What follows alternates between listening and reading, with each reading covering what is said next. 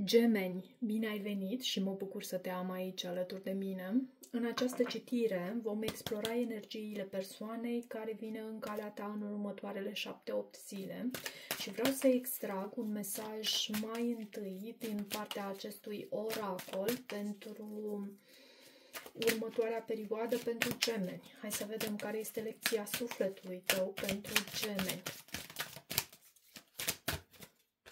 Ok. Văd aici vină și mesajul acestui card este acela că eu mă eliberez de orice credință care nu îmi mai este de folos în creșterea sufletului meu. Eu mă eliberez de orice credință care nu îmi mai este de folos în creșterea sufletului meu și văd și libertatea aici. Iarăși eliberare.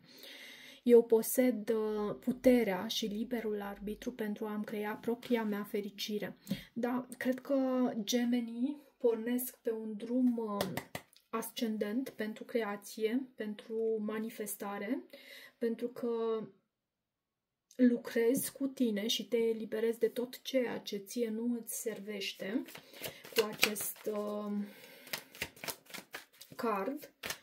Te eliberezi de vinovăție și conștientizezi faptul că până la urmă să stai doar în vinovăție, în acele credințe limitative nu te ajută și treci la acțiune. Hai să vedem persoana care vine în calea ta, ce este cu această persoană, ce energii aduce această persoană care vine în calea ta în următoarea perioadă pentru gemeni. La baza pachetului văd pajul de bâte. Pajul de bâte este o energie foarte frumoasă care aduce foarte mult entuziasm, pasiune, din ce văd eu aici, un nou început cu pasiune, poate chiar cu un scorpion sau după o încheiere, după o transformare, după o perioadă în care a trebuit să te retragi. Văd acest entuziasm, această comunicare cu optimism, cu entuziasm, cu bucurie, cu zvâc și dorință de viață, de a trăi. În sentimentele sale să știi că te are pe tine. Văd cartea îndrăgostiților, în gânduri, justiția, în intenții, cavalerul de monede, 3 de bâte în felul în care vine această persoană în calea ta, hierofantul este în ceea ce tu simți pentru această persoană, luna în provocare, asul de spade este în viitorul apropiat și ce vrea universul de la tine, văd acest card regina de monede. Poți să ai de a face cu un taur, pentru că văd și în sentimentele tale acest hierofant sau fecioară capricorn. De asemenea, poți să ai de a face cu un semn de aer, un rac, iarăși puțin pământ, văd aici și cam atât. Și foc, ceva foc, iarăși. Ok, hai să văd de ce îndrăgostiți în sentimentele acestei persoane. Cred că simte foarte intens pentru tine și mai poate fi vorba și despre faptul că această persoană trebuie să ia o anumită decizie în ceea ce privește această conexiune cu tine. De ce îndrăgostiți aici în sentimentele sale? 6 de bâte și își dorește succes. Simte foarte mult pentru tine și își dorește succes. Uite, din nou, îndrăgostiți. Cartea ta. O avem aici la baza pachetului.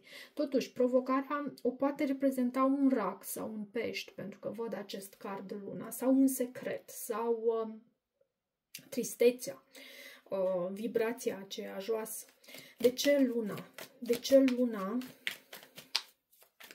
Poate unul dintre voi nu are curajul să pășească în necunoscut, ci văd acest card 10 de spade și 4 de monede, a ieșit și el.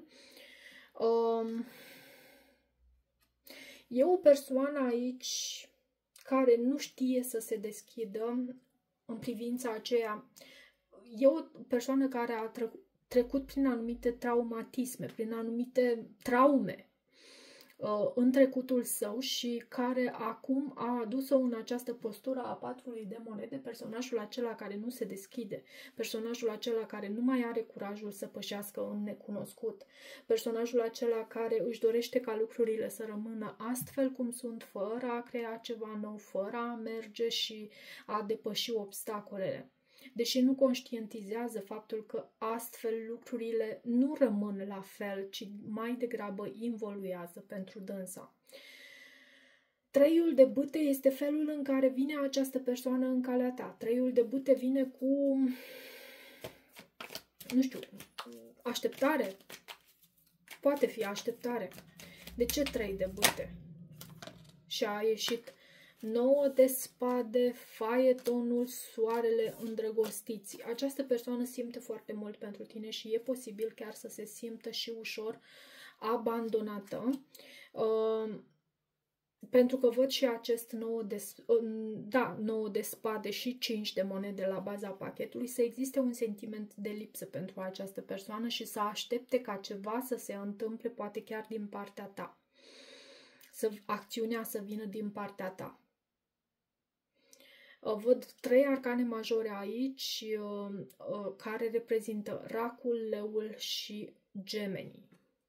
Poți să ai de a face tot cu un gemeni ca și tine. Justiția este în gândurile acestei persoane. Această persoană încearcă să fie cât mai neutră posibil, să acționeze dintr-o postură din aceasta de corectitudine, să încearcă să fie cât mai corectă și să nu se... Pentru că justiția nu se implică emoțional. Turnul. Poate exista și un soi de toxicitate aici la mijloc și mai poți avea de a face cu un scorpion capricorn, pentru că văd aceste semne zodiacale, dar turnul... Turnul vorbește despre distrugere, despre despărțire, despre ceartă, despre izbucnire și poate că această persoană în gândurile sale încearcă să țină la distanță acest lucru. De ce, Marele Preot? Tu ești angajat față de această persoană. Marele Preot reprezintă zodia Taur. În sentimentele tale ne arată faptul că ai poate și mare încredere aici și vrei să continui să lupți pentru această conexiune, pentru că avem și 9 de bâte, cartea rezilienței. Poate îți dorești să comunici cu această persoană mai mult. Acum, în intențiile acestei persoane avem Cavalerul de Monede, o carte care vine cu o mișcare destul de lentă, destul de greoaie, dar doar că acest personaj reprezintă un personaj de încredere. Vrea să ia lucrurile încet și sigur între tine și dânsa. Vrea să vadă cum se desfășoară lucrurile de acum înainte, dacă rămâneți pe aceeași linie de destin. 3 de spade. Și Hierofantul. E ceva ce această persoană are de vindecat aici. E o anumită traumă prin care a trecut și am spus aici și în provocare. E ceva ce această persoană trebuie să vindece în inima, în sufletul său. Și cred că lucrul acesta va ieși la suprafață pentru că avem asul de spade în viitorul apropiat. Ce este cu acest as de spade?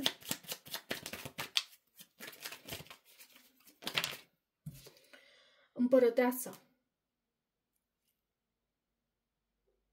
Împărăteasa poate să reprezinte un taur și am tot văzut acest lucru aici pentru tine, un taur sau o balanță. Va exista comunicare aici, dar văd și acest 4 de spade. Va exista comunicare care va aduce ce anume? Ce fel de comunicare va fi aici în viitorul apropiat? Ce este? 8 de cupe. Da, am simțit și acest lucru pentru că uneori și în încheiere, uneori în citirile mele, acest as de spade îmi vorbește foarte mult despre a ridica spada sus și a fi pregătit să o folosești chiar pentru a tăia cu cuvântul tău și a spune stop, până aici. Deci e aici cineva care e posibil să se detașeze în următoarea perioadă. Așa văd, așa simt. Acum, ceea ce vrea Universul de la tine, avem Regina de Monede. De ce Regina de Monede în ceea ce vrea Universul de la tine? Regina de Monede este o persoană devotată, este o persoană loială, este o persoană care e dispusă să facă sacrificii pentru ca lucrurile să meargă bine în această conexiune. Ce este cu această Regină de Monede? Pajul de spade. Să urmărești în continuare această persoană pentru că sunt lucruri pe care, informații pe care le vei dobândi, lucruri pe care le vei afla. Ce este cu această carte, Regina de Monede, Pajul de spade, Regina de cupe? Foarte multe regine văd aici, era și Regina de bâte anterior la baza pachetului. Sunt lucruri pe care tu le vei afla aici și asta vrea Universul de la tine. E aici o persoană pe care o iubești, eu așa cred, pentru că a venit și Regina de cupe. E posibil să existe reconciliere aici, e o persoană pe care o aștepți și sunt lucruri pe care poți să le afli despre această persoană. Ok, am să trec acum la porțiunea de dezvoltare personală și am să extrag un card pentru tine cu adevărul sufletului tău. Care este adevărul sufletului tău, care să te ajute să depășești această perioadă într-un mod cât mai grațios posibil. Când a fost ultima perioadă în care eu am dansat în mod liber, fără restricții? Ok. Dansează. Dansează pentru că vei trece într-o stare, sau da, te vei transforma și vei trece la o stare foarte frumoasă. Pentru că te va scoate din capul tău și te va duce în corpul și inima ta. Pentru că frica trăiește în capul tău, împreună cu anxietatea, controlul, vina, frustrarea, nerăbdarea.